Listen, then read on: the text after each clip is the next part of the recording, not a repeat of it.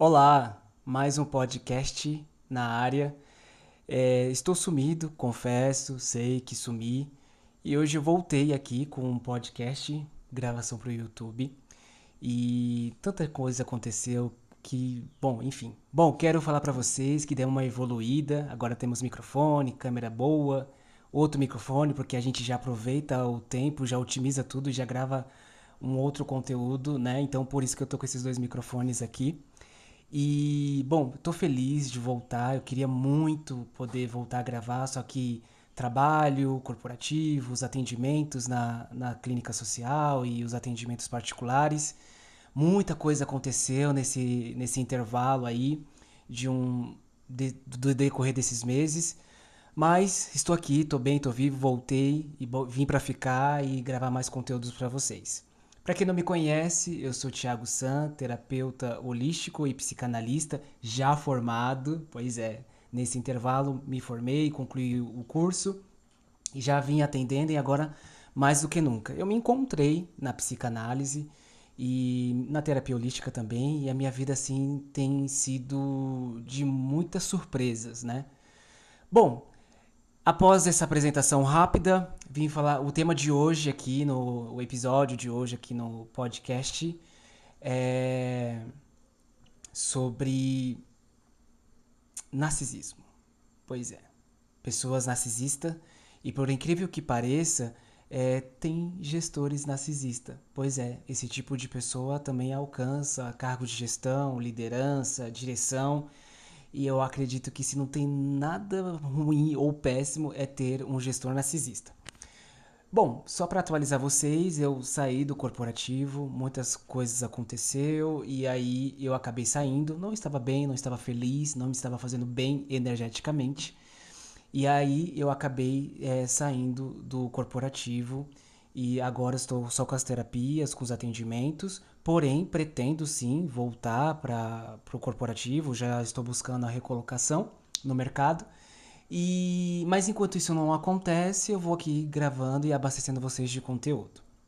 Bom, narcisista, eles acreditam que eles são perfeitos, são pessoas que subestimam, né, a performance das outras pessoas, ou seja, elas não validam, elas menosprezam as pessoas e só elas são as pessoas mais ilustres, mais inteligentes. Eu até peguei aqui no Google só pra gente dar ver o que a internet fala sobre isso. Bom, como eu falei, ela acredita que é superior aos outros, original ou especial. Pois é. E quando a pessoa superestima o próprio valor e realizações, ela costuma subestimar o valor e as realizações alheias. Pois é, esse é o perfil de uma pessoa narcisista. Na verdade, todos nós somos. Todos nós temos um pouco ou um grau de narcisismo. Mas tem pessoas que têm um grau muito mais elevado e leva isso para o lado mais negativo, que é menosprezando as pessoas, elas querem ser sempre o centro das atenções. E falo sem titubear. Muitas pessoas que têm um grau de narcisismo muito elevado, elas não fazem terapia, até porque elas são perfeitas, então elas não precisam de terapia, porque elas já estão evoluídas, elas são inteligentes, são admiráveis, são perfeitas, então para que ela vai fazer terapia? Então, dificilmente você vai encontrar uma pessoa narcísica num atendimento psicanalítico ou com psicólogos, dificilmente você vai encontrar. Tem alguns narcisistas com esse grau mais elevado que buscam sim terapia, só que alguns profissionais da área de saúde mental não atende. Eu particularmente hoje eu não acho que eu não atenderia uma pessoa narcísica, né? Porque o que você vai falar para uma pessoa narcisista? Narcisista, tudo que você falar para ela ou para ele vai rebater, ela vai rebater dizendo que não tem coerência, que não tem nada a ver, que ela é perfeita. A culpa é sempre do outro, é sempre o outro que ataca, é sempre o outro que é ineficiente, é sempre o outro que não fez, não viu, não falou. Então é natural que o trabalho fique um pouco mais difícil de você atuar com esse tipo de pessoa. E, para piorar a situação, essas pessoas elas chegam em cargo de gestão. E aí torna o ambiente de trabalho mais difícil, mais tóxico, mais complicado, gera crise de ansiedade no time, né? As pessoas tendem a ficarem doentes com burnout, porque elas vão mergulhar no trabalho, se entregar ao máximo para poder mostrar para aquele gestor narcísico ou narcísica, né, que ela é capaz sim de fazer um trabalho, de executar atividades e que ela é boa naquilo. E na verdade, gente, a gente não tem que provar nada para ninguém. A partir do momento que você conhece, se autoconhece, sabe da sua capacidade, da sua performance, não tem por que você se desgastar provando as coisas para as pessoas, né? Não faz sentido. Se você já conhece, sabe da sua performance, entende o currículo que você tem, para que se sujeitar a isso? Eu acredito que não vale a pena e não vale a pena se desgastar e ficar doente, ainda mais para uma gestão como essa. Bom, eu tive experiência, assim, com gestão narcísica, né? Foi bem complicado. Como vocês já sabem aqui, eu não vou falar nome de empresa, não vou falar nome de ninguém, né? Até porque o intuito não é expor ninguém. É simplesmente compartilhar a minha experiência sendo psicanalista e lidando com a pessoa narcísica. Então, imagina como que foi, né? A pessoa narcísica, ela tem a necessidade de ser o centro das atenções. Vocês me perdoem se eu estiver olhando para um lado para o outro, porque eu ainda estou me adaptando com esse mundo digital e eu não sou expert em conteúdos digitais, criação, enfim. Mas eu vou tentar ficar mais olhando ali para a câmera. Enfim. Então, eu sendo psicanalista, tendo que lidar com uma pessoa narcísica, né? E é bastante complexo. E os narcisistas, eles têm a necessidade de ser o centro das atenções. Pois é, eles querem ser o centro das atenções, querem ser bajulado e quer que você enaltece o quão grandioso ou grandiosa ela é. Então, é bem complicado. A minha experiência não foi nada fácil, né? Além da pessoa ter um perfil narcisista, de ser o bambambam, é o que resolve, quer ser tratado como herói, quer toda aquela bajulação, é, ainda tinha uma performance de gestão de conflitos. Mas não é para solucionar os conflitos internos da companhia. Na verdade, a gestão era basicamente assim: me colocava, falava mal de João e Maria para mim, e depois falava mal de mim para João e Maria. Então, era exatamente isso. Sempre falava mal de um departamento para o outro, né? E o que isso vai gerar? Desconforto, porque aí os colegas se enxergavam como, por exemplo, digamos que eu enxergava o departamento X, Y, Z como que não tem performance, né? Que não tem uma boa versatilidade e que a pessoa narcísica me mostrava que aquela performance negativa estava interferindo no meu trabalho, coisa que não era verdade, que não fazia sentido. E aí o que você acha que isso ia acontecer? Treta, né? Barraco, discussão.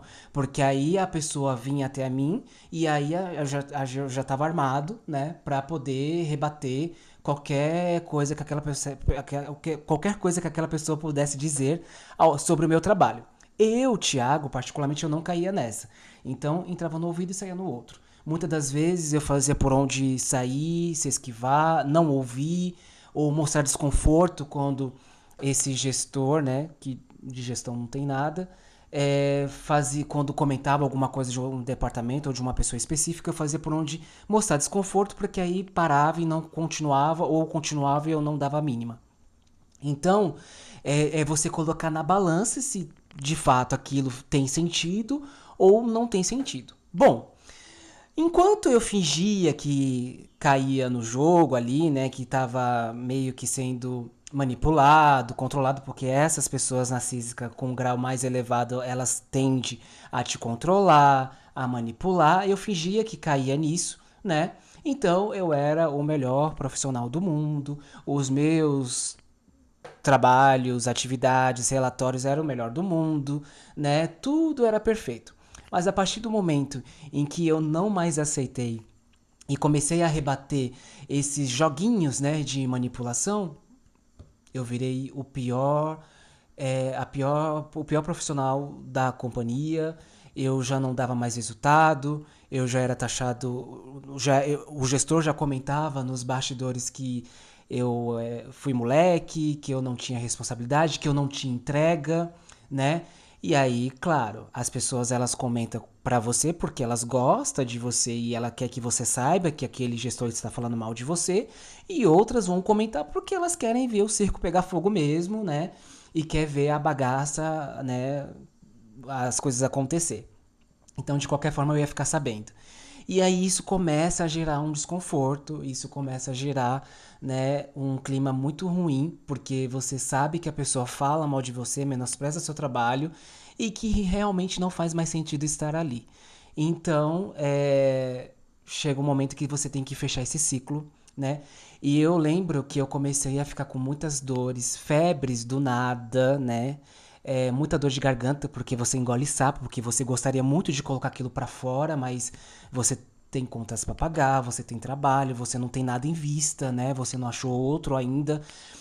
Muitas das vezes você até procura, mas o retorno não é rápido como você imagina ou espera. Então você fica naquela coisa, né, dark, em que aí o gestor ainda te olha meio com cara feia, assim, né, no meio da reunião, começa a questionar as coisas que você faz, começa a dobrar a cobrança, né? Então é bastante complexo. Então, se você estiver passando por isso, eu acredito que primeiro você tem que entender e saber o quão você é perfeito, se valoriza. Aliás, perfeito ninguém é, né? Mas eu quero dizer que você tem que ter a dimensão de quem você é. Porque quando você tem isso, você não se sujeita mais a esse clima de trabalho, né?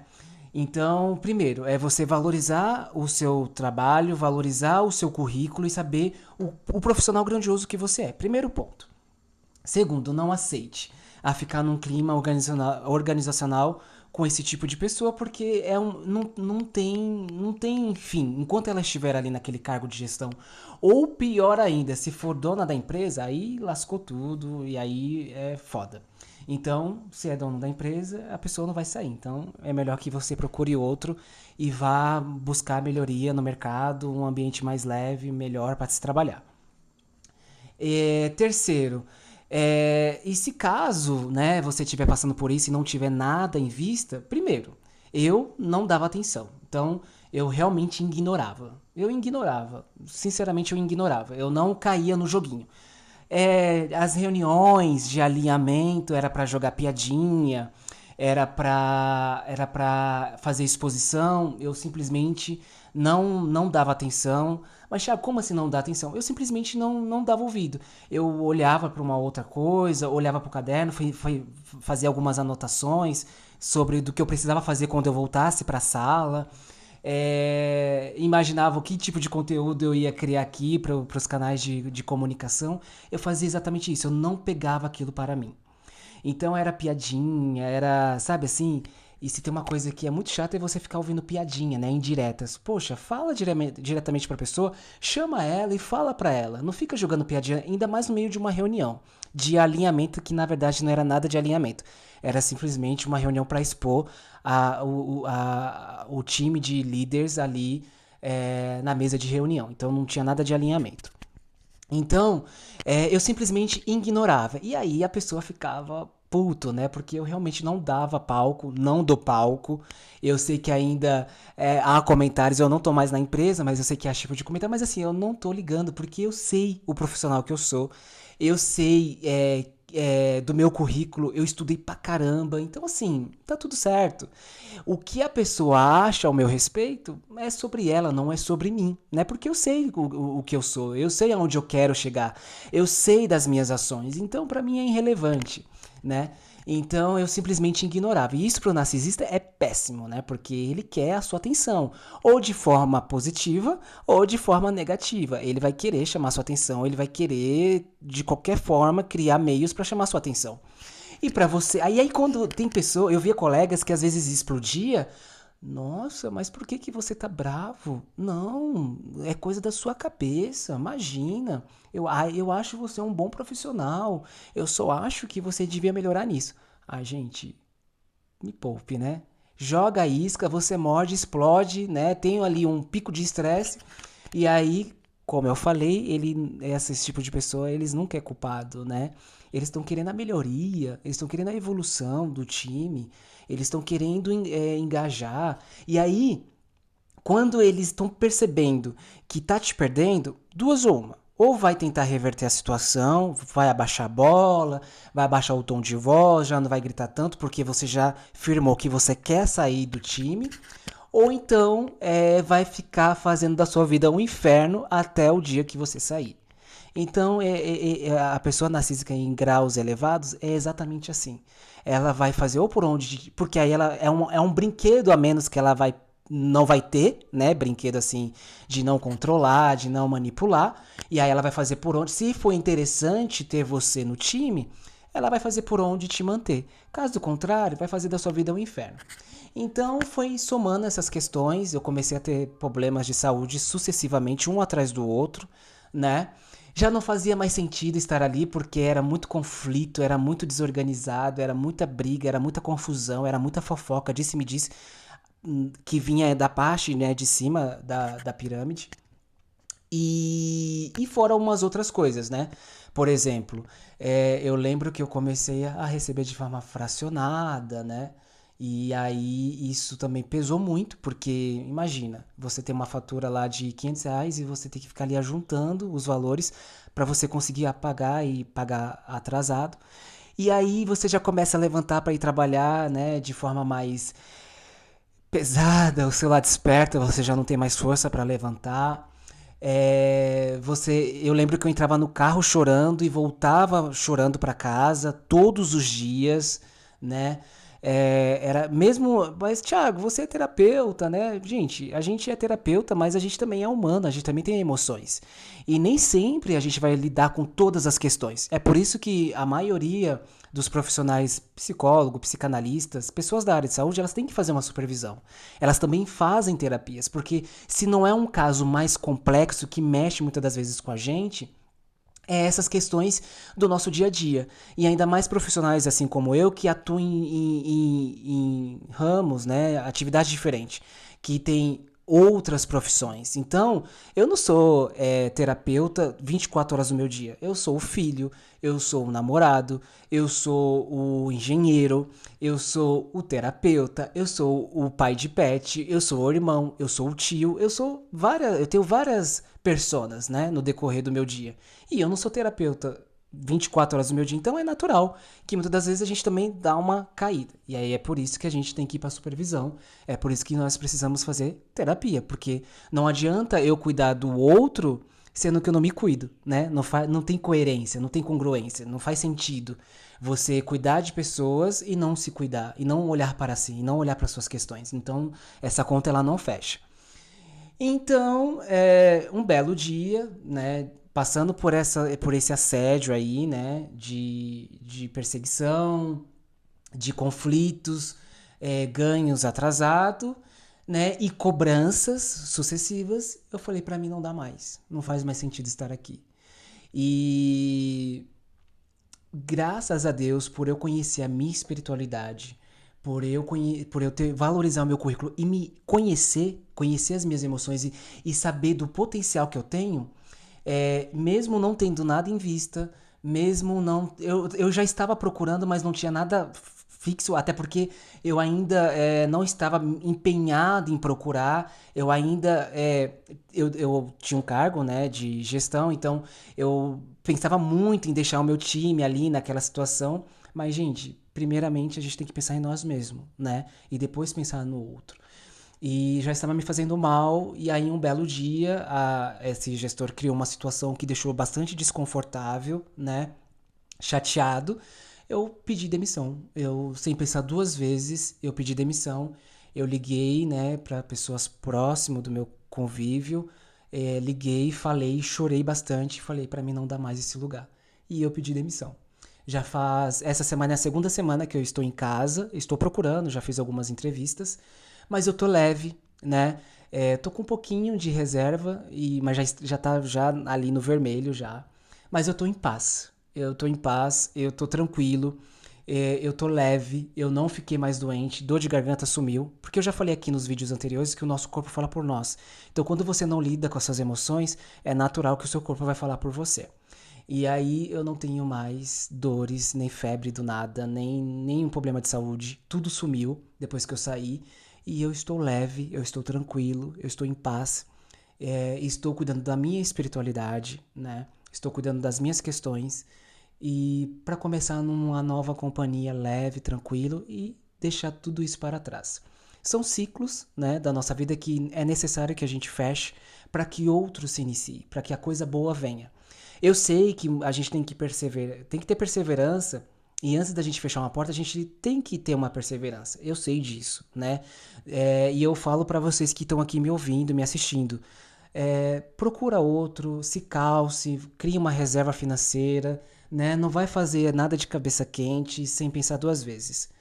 Se programe, né? E isso é o que eu recomendo para todos vocês. Se programe, se calcem, para então vocês dar um próximo passo. Mas meu caso estava muito extremo, estava muito difícil de continuar. E aí eu tendo todo o conhecimento, né, não dava para continuar, não dava para seguir. E aí eu decidi de colocar um ponto final nesse ciclo e de uma vez por toda parar de sofrer e me sacrificar, né? Porque é um sacrifício, você se coloca à prova, você se coloca nesse sacrifício que não vale a pena, né? Bom, é isso. Acho que falei demais, são 21 minutos aí de vídeo. Tô muito feliz de estar aqui de volta. Se você estivesse passando por isso, tenha calma, tenha fé, faça pausas no seu dia, respire fundo, respira pelo nariz, solta pela boca. Reflita sobre esse episódio aqui no podcast, né? E eu desejo toda sorte pra você, pra que tá assistindo esse vídeo, que tá passando pelo mesmo, né? Tenha fé. Se você vê um amigo que tá passando por isso, compartilhe esse vídeo, se inscreva aqui no canal. Eu nunca imaginei que eu ia falar isso aqui no YouTube.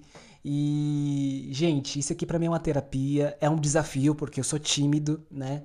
Mas é com carinho, é simples, não tem muita tecnologia, eu não sei editar vídeo, mas é feito com amor, é feito com o maior prazer. E se eu puder alcançar uma pessoa, se eu alcançar 10 mil pessoas, 50 mil pessoas, tá tudo bem, eu tô feliz. Alcançando uma pessoa já fico feliz de alcançar alguma pessoa, né? Que possa ver e se identificar com esse meu canal. E para mim é um prazer, né? E me ajude a compartilhar os meus vídeos. Eu vou deixar aqui na descrição mais abaixo o meu WhatsApp de terapeuta. Se você deseja realizar sessões de psicanálise, realizar terapia, né? Me coloca aqui à disposição. Entre em contato comigo, a gente acerta valores e horários. Então, vou aproveitar meu espaço aqui para também divulgar o meu trabalho. E é isso, tá bom? Até a próxima. Espero que tenha gostado. Espero que eu tenha ajudado todos vocês. E um abraço.